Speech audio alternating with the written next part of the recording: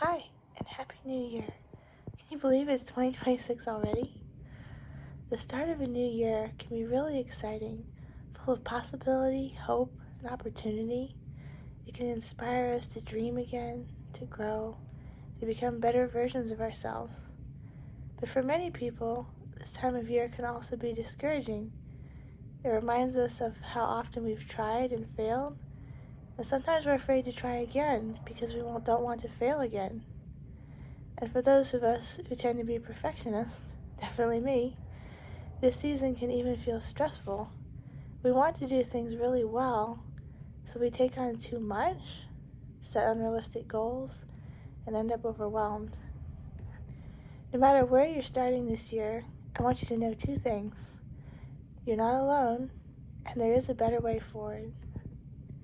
If you happen to be someone who doesn't even know if they want to try something new or make changes in this new year, I will say this. Growth doesn't happen in our comfort zones. I know it's easier to stay in the comfort zone, but honestly, we don't even know what we're missing out on. We all have way more room to grow than we could ever imagine. If we compare ourselves to others who are struggling, we might feel complacent about where we are.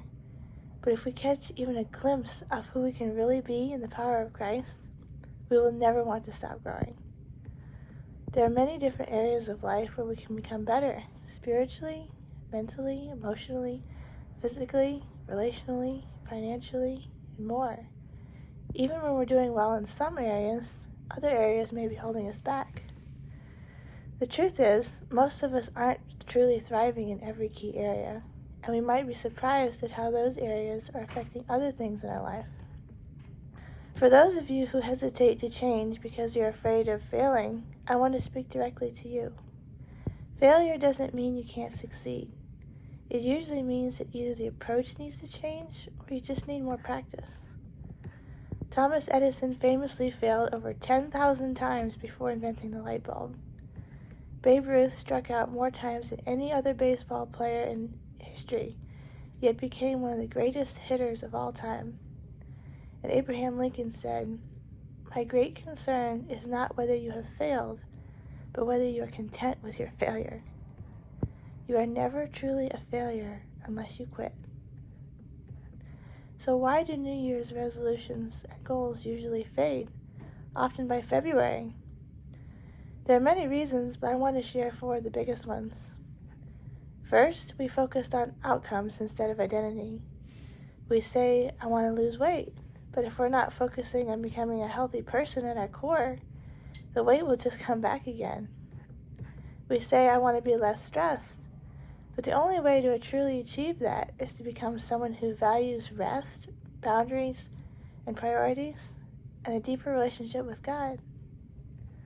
Second, we don't have a system with structure and accountability.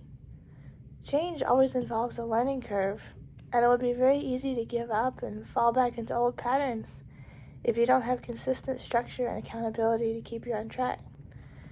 Third, we try to do it alone.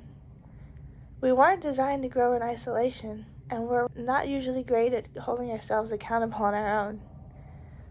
Fourth, we try to do too much too fast. This is a classic perfectionist trap, one I've struggled with my whole life. Trying to do a major overhaul all at once often leads to burnout instead of lasting change. So what does work? Here are 4 keys to lasting transformation. First, focus on who you want to become.